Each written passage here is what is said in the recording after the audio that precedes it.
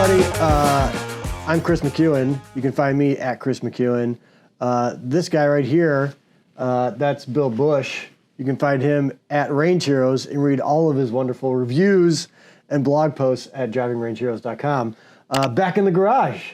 Back in the garage. Feels good to be back. Before we start, so we all know Bill as the writer, YouTuber, blogger, golfer, retired hockey player. But something happened. The reason I'm running the show is because we're going to do a little Q&A here about a certain event. Okay. From the weekend.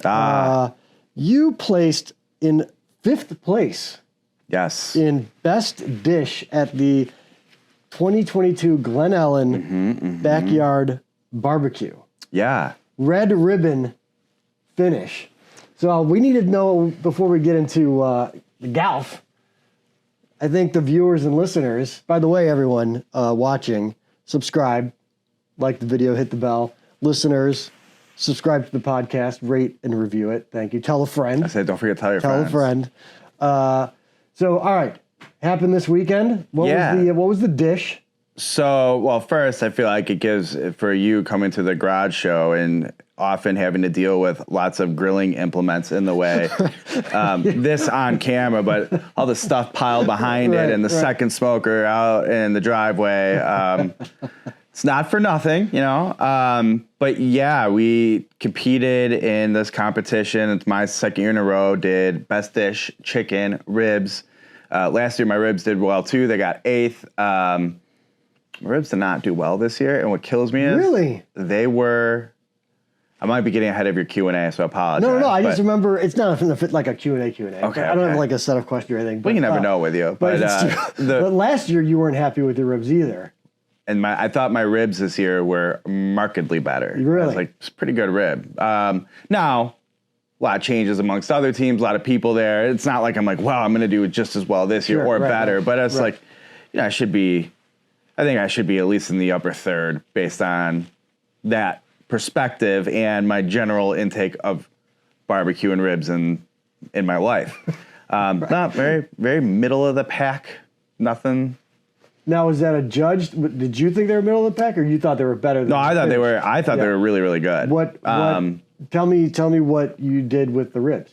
So, in shorts, I have a combination of rubs that I do. I'll say sweet-ish barbecue rub with a hot one, so it has a little heat to it, and then I have a sauce that I do, which also, it's a delightful sweet, and then there's a little heat on the back end. These are all homemade rubs and sauces? No, they're not. Okay. A combination. I'll throw this out there for the purists who are like, oh, you got to make your own. No, you don't. There's so many products. Even like the guys who win the world competitions are likely using someone else's stuff, or I should say their own like produced rub. There's no harm in that. So yeah, it's getting the combination of it all right though, and it's good. And then there's a handful of like secret ingredients in what I would call the wrap portion of it. So as you get through, you actually wrap the ribs in foil and cook them for a while. Okay. So there's a bunch of stuff that goes in there, and that's where the thing does get secret. Don't get me wrong. If you want to learn how to do a good rib on your own and you have a smoker, Chris, I'm more than happy to share with you. It's not like I wouldn't tell you. But I can't tell our YouTube audience. Now, are there? I imagine there are specific like things they look for in ribs. Like, is this a fall off the bone thing? Is it flavor? Is it char? How do they? I would say score you. Yeah, all the above. It's to me like you want to create something that's unique and has character. They're tasting a lot of ribs. One bite. So that's they just take one bite. So you want to make sure whatever you turn in. You have to have enough ribs for a judge. So for us, there's 6 judges, so you have to have 6 ribs. We went 8 just to be safe. That came out of, we cooked 4 racks of St. Louis ribs to produce 6, but hopefully 8. And I'm not kidding, we needed all 4 racks to get 8 that I felt good about. Really, that you wanted to have to go in front of the judge. Right, don't get me wrong, they were all edible and delightful for your backyard barbecue. In the backyard, I'm going to eat a rack. But so it's a combination of, a unique profile, and then they say with a good rib, you should be able to take a bite and there's just like a perfect mouth, like print. Bite. Just right out of there. Like you don't want to. Right. Yeah. Doesn't tear off, doesn't fall off your bone. So people like that fall off the bone rib, but it's getting that sort of that fall off the bone texture without it falling off the bone and maintaining that integrity. Interesting. So that's part of the test too? Yep, all that was good. Okay. And how do I know that was good if I didn't eat any of those ribs? Well, you're trying the other ones and like, okay, like, so for instance, you might turn one in where you have your bone, you have meat on both sides of it. Well, you sacrifice a bone next to it to get a good cut. Right. So that next one might have half of a rib or half meat. Right. That makes sense. Right. And so that's how, you figure out what you're dealing with flavor-wise and whatnot. So, I think my flavor is good. If you have like a too dark and too charry of a bark, that's bad. But if you don't have any, that's not good either. But they're pork. They still want to be able to taste the pork. Yeah. Thought I had a good combination of all of it. Judges didn't think so. All right. But your chicken brought it home for you. Chicken did not. We didn't do well in chicken. Oh. It was like mango buttermilk, smoked mango buttermilk. It was really good. Is it, I assume, chicken on the bone? Yes. Yeah. We cooked thighs and legs to see basically which we liked best. Okay. We went with the legs. And but wait, which one won you best dish?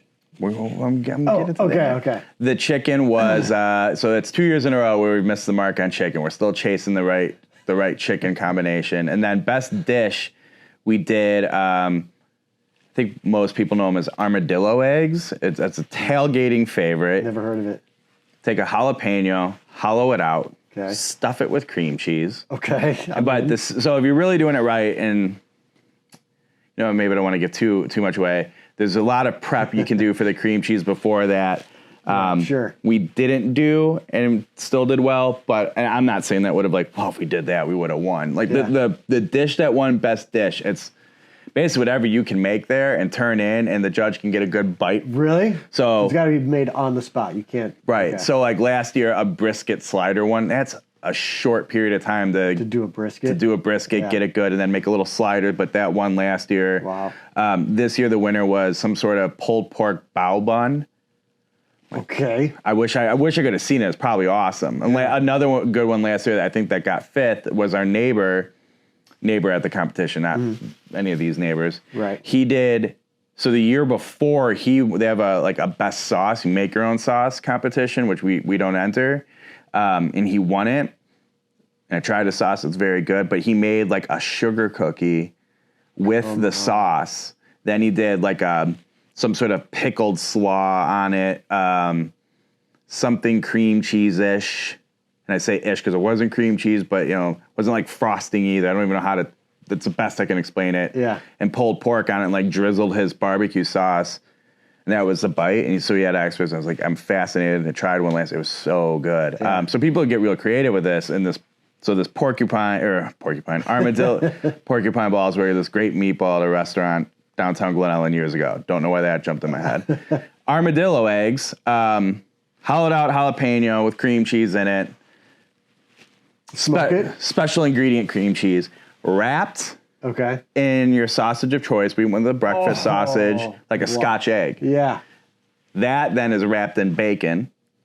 You smoke that, and then eventually you glaze it. And we had a hard time figuring out the right way to serve that. And so you don't slice it in rings. Well, that's what we ended up doing. But it's sort of do you turn in a coin? Do you turn in a chunk? Do you just turn in a whole? We were calling them football because they looked like little footballs. Yeah.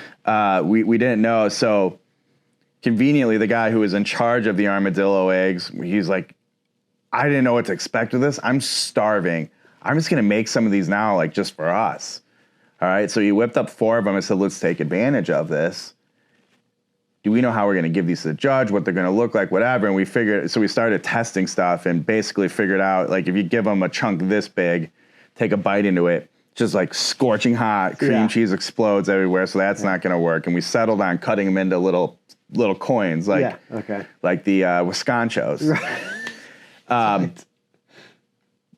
Team effort, but credit to this guy. When it's funny because the first thing we ate were his the test ones he made early, I go and final product of these is going to be the best dish we have. Yeah. I'm going to like this more than my ribs, even if I nail them. Like, Yeah. they were so good. Yeah. And yeah, they sound awesome. just figured it out.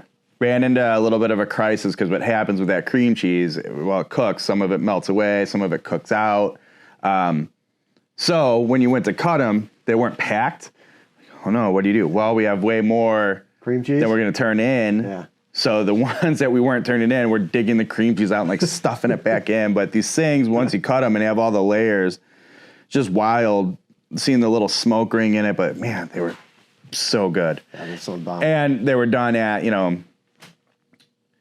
1:30 in the afternoon, and we still have 4 more hours to go. And the last thing you need is a stomach full of like bacon, sausage, barbecue sauce, cream cheese, jalapeno, and you just want to be like, yeah. And he's like this at 1:35 after he turns his box. And I'm like, I'm done. Yeah. And I've been helping him and grill master him. Right. And I'm like, well, it must be nice. I still have ribs to slave. He was very helpful with the ribs, by the way. It's credit to that guy. He's like, what do you need? What do you need? Yeah. But yeah, so best dish got 5th place. Very exciting. Interestingly enough, the team that won it, first time a local team's won this competition, is like 500 yards that way down the block. So it's not just Glen Ellen residents. There's professional barbecue competitors in this thing. No There's kidding. like the amateur guys who just go around and do it for fun. Yeah. And then there's, like quite literally people, it's just, the neighborhood excuse to drink and hang out all day, which is fun too. One observation I did have, awards are around like 6 o'clock, 6:30 or so. Looking at all the other teams, guys like can't make it up the stairs onto the stage.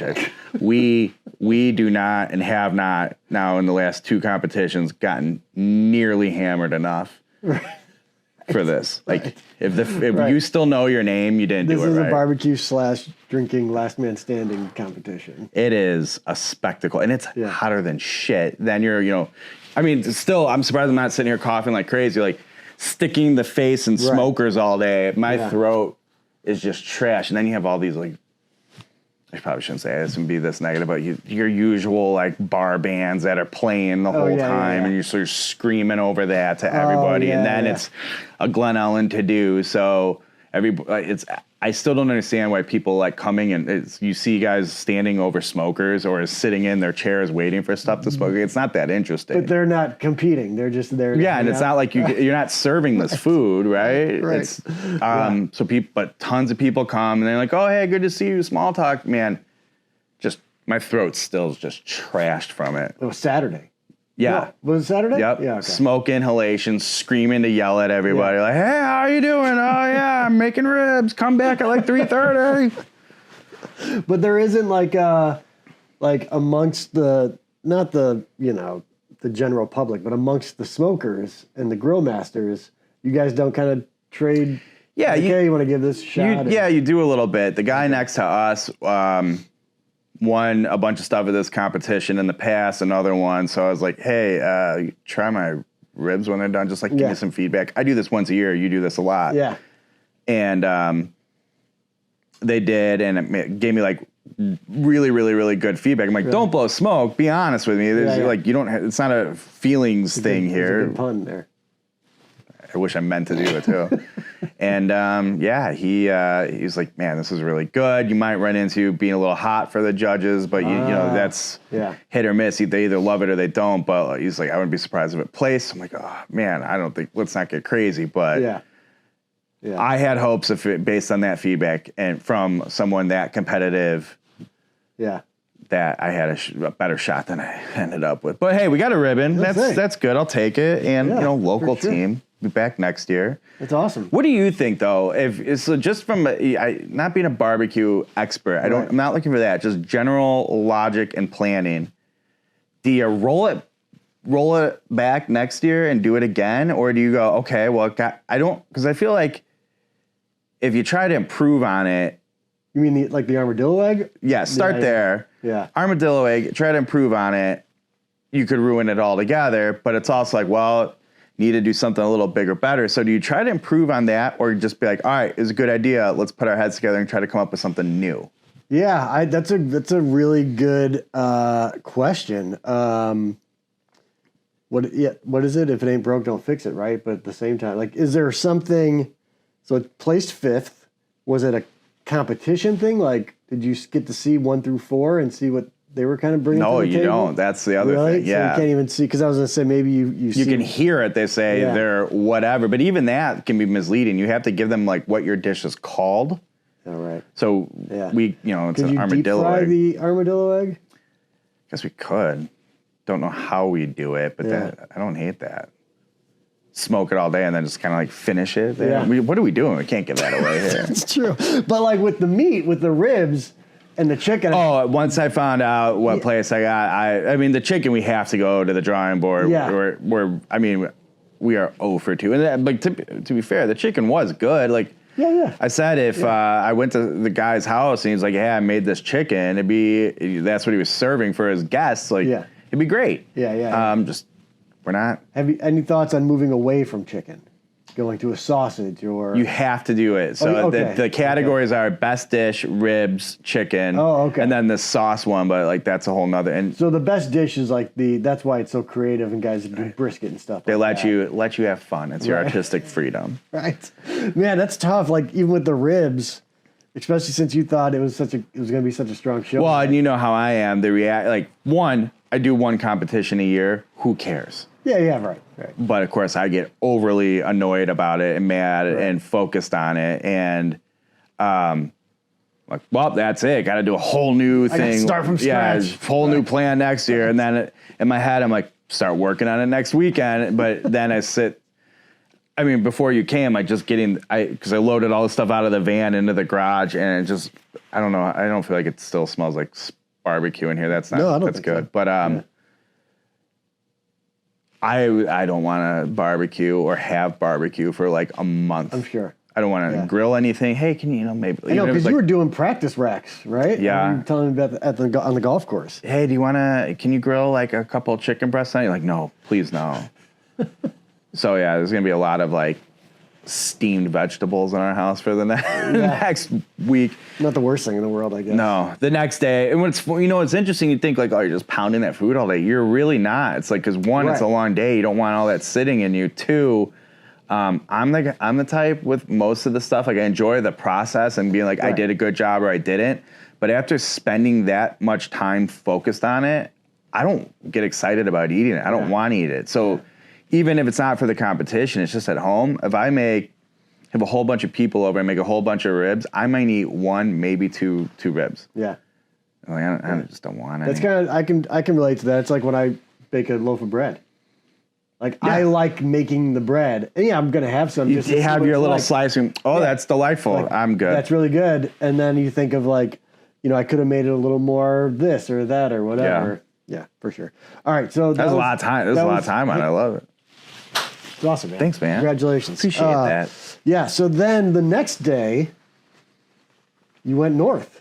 Other way around. Oh, it was switched. Which actually, that is probably the interesting part of this whole story. So, yeah, the day before, I was like, hey, I know I'm going to be gone all day for the barbecue competition, but we got some bucket list material happening here. Right.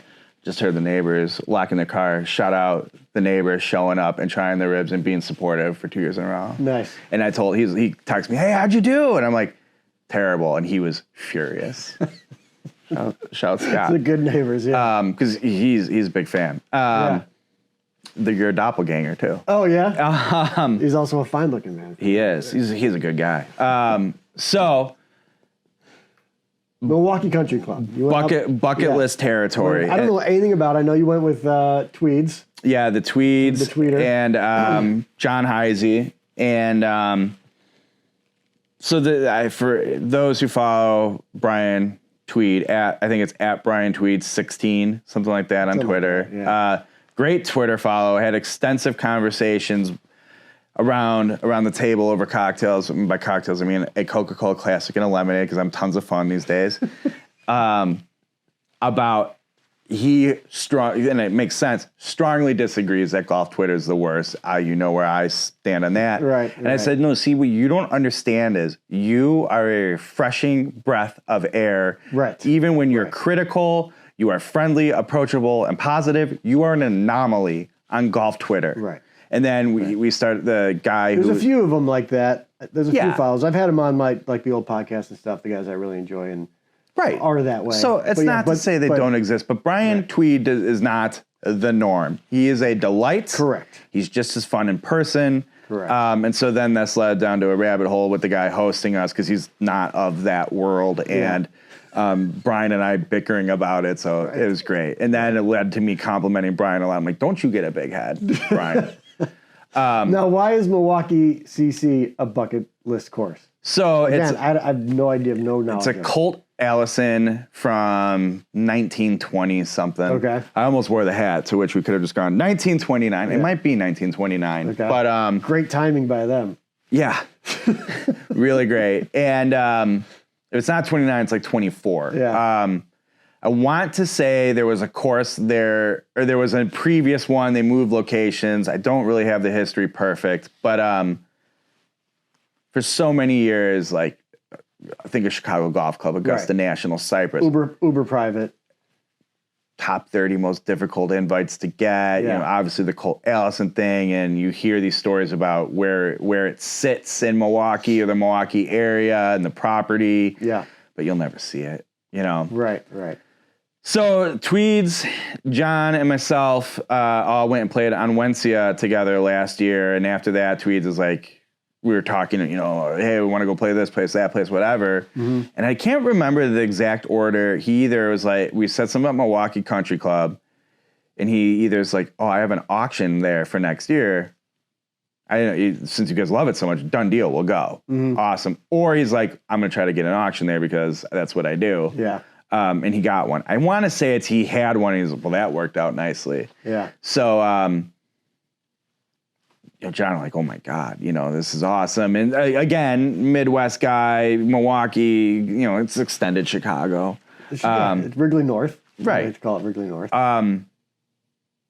It's in that, not quite childhood, but younger years of like, I've heard of it. I've only, and then my having family up there, right? Yeah. And the stories and, but I'll never get out there. Yeah. So it fell into place. I expected it to be a lot stuffier than it was. Really? It wasn't. That said, you're there with the guy hosting you. You talk to the guys in the pro shop. So who knows with the whole experience? Right.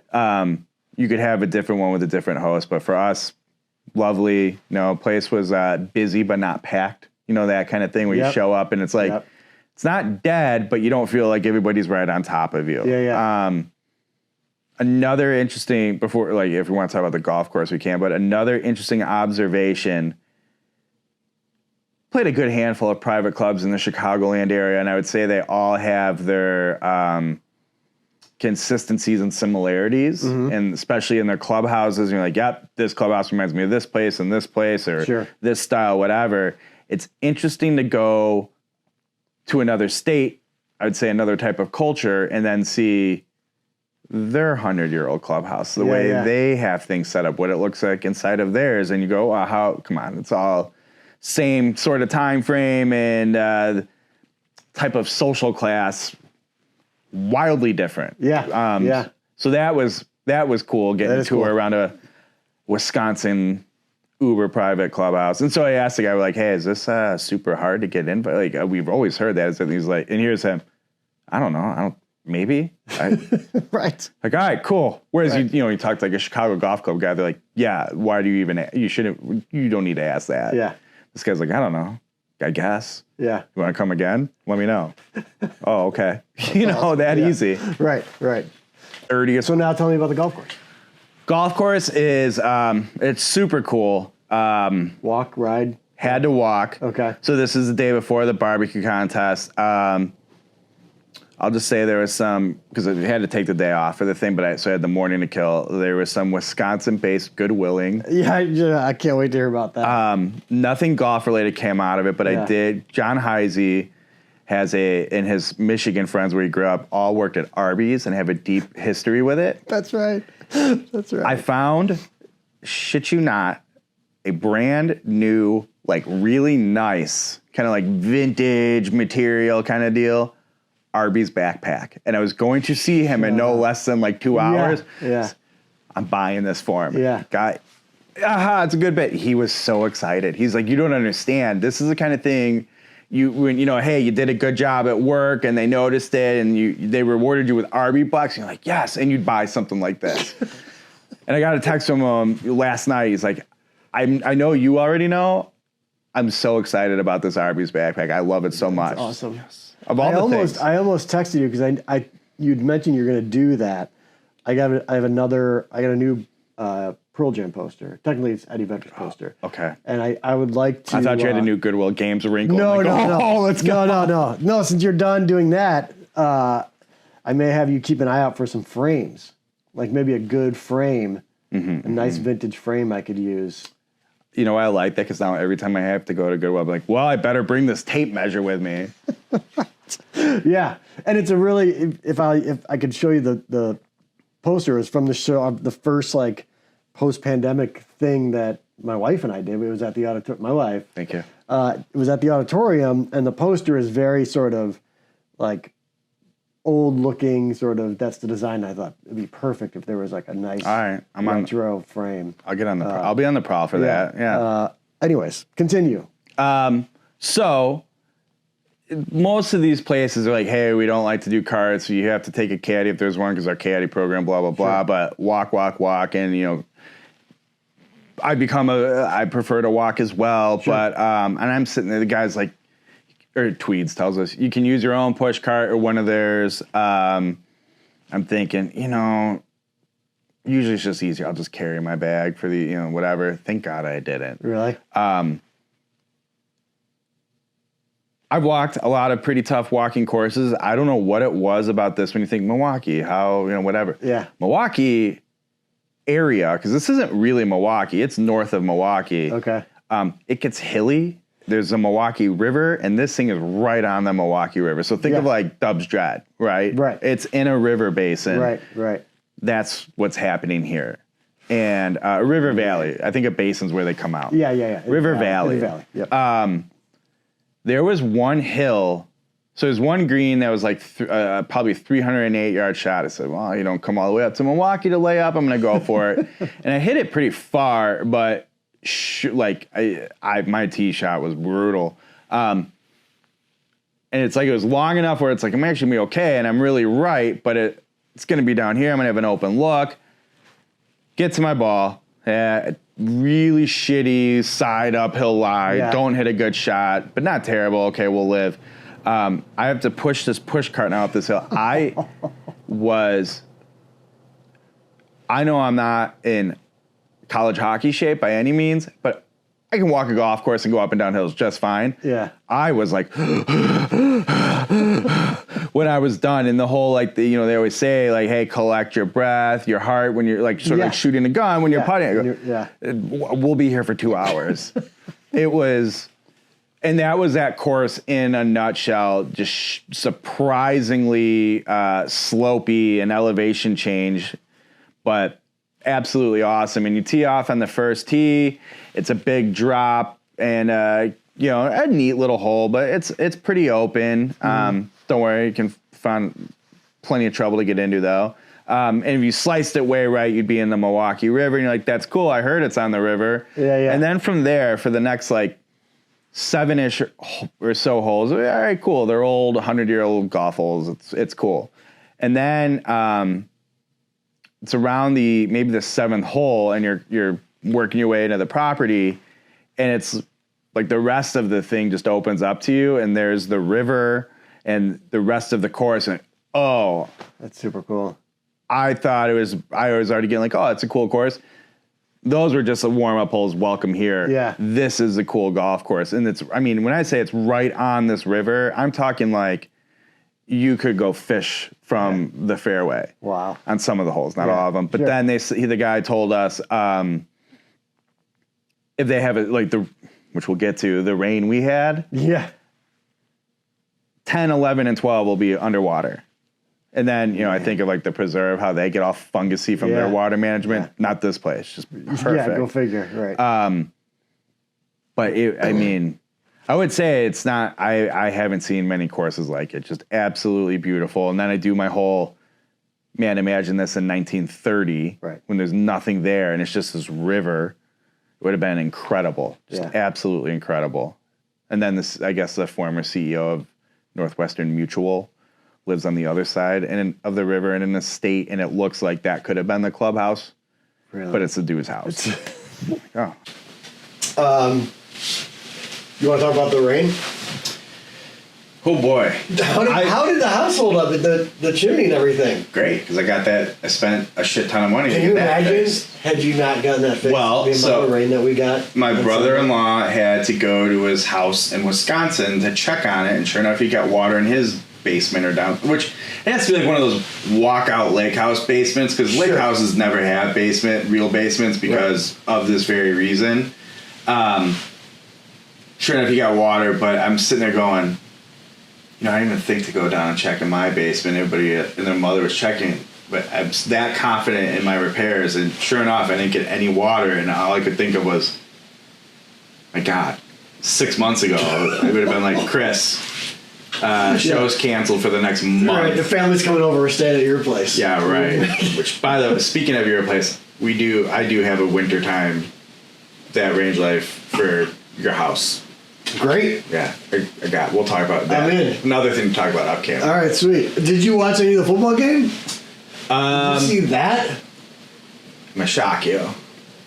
I didn't. You know what's even funnier though? I did have every intention of. I do this every year. You know what? It's something to do on the weekend and something to talk about with the friends. Yeah, right. I'll watch it, and then I don't remember. There were birthday parties and things for the kids to go to, right? And it was like 1:30 or something.